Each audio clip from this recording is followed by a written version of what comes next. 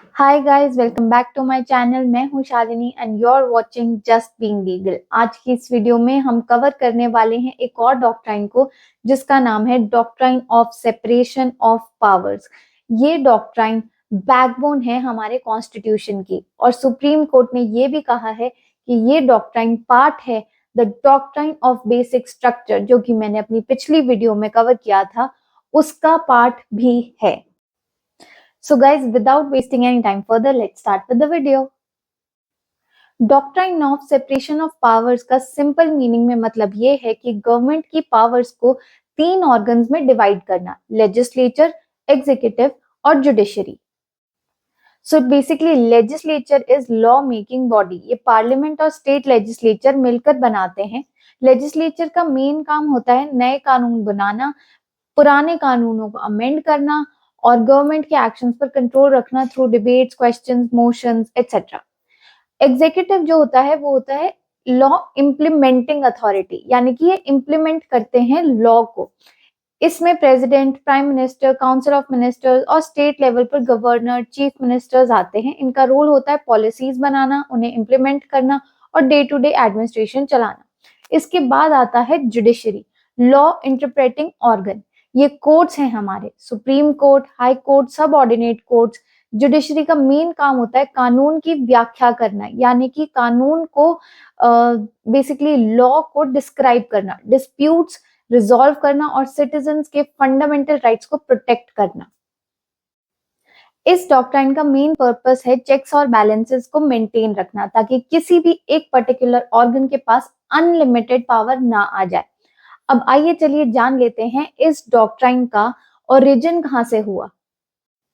इस डॉक्ट्राइन का ओरिजिन हुआ है मॉन्टेस्क्यू की बुक से, द स्पिरिट ऑफ लॉज 1748, जिसमें उन्होंने ये कहा, there can be no liberty if the powers of judging, making laws and executing them are united in the same person.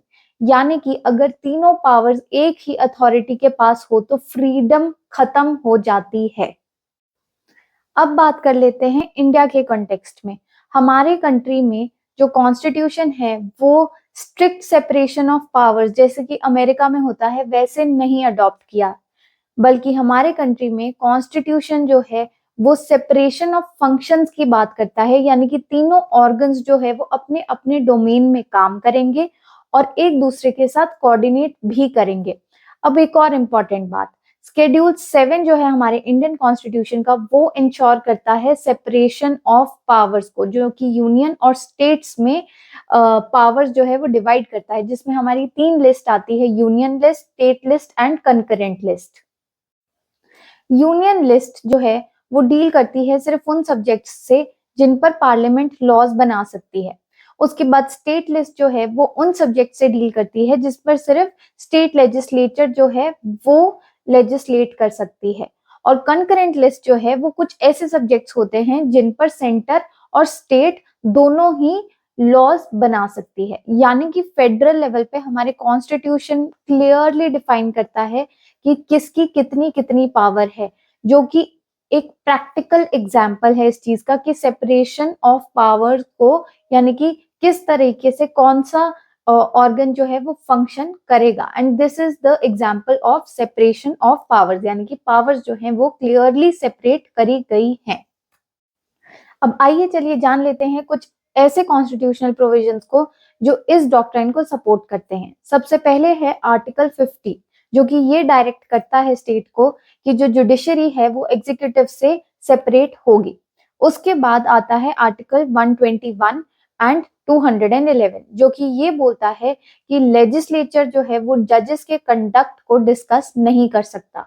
इसके बाद आता है आर्टिकल 122 एंड 212, जो कि ये चीज कहता है कि कोर्ट्स जो है वो क्वेश्चन नहीं कर सकते लेजिस्लेटिव प्रोसीडिंग्स को। इसके बाद आता है आर्टिकल 53 एंड 154, जो कि ये चीज कहता है कि executive power of the union and the state जो है it wastes in president and governor respectively. इसके बाद आता है आर्टिकल 124 से लेके 147 तक और 214 से लेके आर्टिकल 237 तक, जो कि सिक्योर करता है इंडिपेंडेंस ऑफ द जुडिशरी। अब आइए चलिए कुछ लैंडमार्क जजमेंट्स को भी डिस्कस कर लेते हैं जो सपोर्ट करते हैं इस डॉक्ट्राइन को। तो सबसे पहला केस है Ram Jawaya Kapur versus state of Punjab 1955।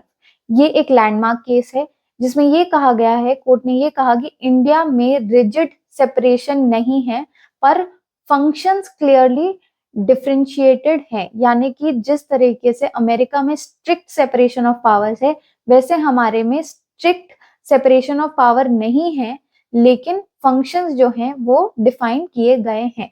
इसके बाद आता है Keshavananda Bharati versus state of Kerala 1973, जिसमें ये किया है कोर्ट ने होल्ड की सेपरेशन ऑफ पावर जो है it is part of the doctrine of basic structure of the constitution. Okay, इसके बाद आता है इंदिरा नेहरू गांधी वर्सेस राज नारायण 1975, जिसमें सुप्रीम कोर्ट ने 39th अमेंडमेंट एक्ट के एक क्लॉज को स्ट्राइक डाउन किया जो इस चीज से डील करता था कि प्राइम मिनिस्टर के जो इलेक्शन डिस्प्यूट्स होते हैं उनको जुडिशियल रिव्यू से बाहर रखा जाता है।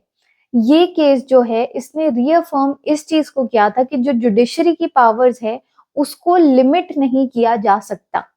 इसके बाद आया IC Golaknath versus state of Punjab 1967, जिसमें कोर्ट ने ये एम्फसाइज किया कि तीनों ऑर्गन्स डिस्टिंक्ट हैं पर तीनों ऑर्गन्स जो हैं वो एक हार्मनी में रहकर काम करते हैं। इंडिया में complete separation of powers possible नहीं है क्योंकि हम फॉलो करते हैं parliamentary form of government. Executive legislature का पार्ट होता है क्योंकि मिनिस्टर्स जो हैं वो पार्लियामेंट से ही आते हैं। इसके बाद जुडिशरी जो है वो लेजिस्लेचर के लॉज को रिव्यू कर सकती है। उसके बाद प्रेसिडेंट और गवर्नर जो है वो कुछ जुडिशियल पावर्स भी रखते हैं, जैसे कि पार्डन्स हो गया अंडर आर्टिकल 72 एंड 161।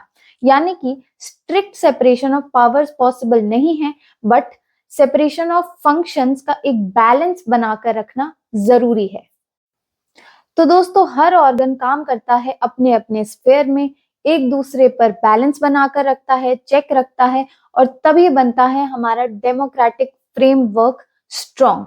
अगर आपको ये वीडियो अच्छी लगी हो तो kindly like share and subscribe to my channel and do not forget to press the bell icon ताकि आपको लेटेस्ट अपडेट्स आती रहें। अगर आपको कोई भी कंफ्यूजन हो तो बिना किसी हिचकिचाहट के कमेंट सेक्शन में कमेंट कीजिए, मैं जरूर रिप्लाई करूंगी। Thank you so much for watching my video and I see you in the next video. तब तक के लिए keep learning and keep growing. Bye bye.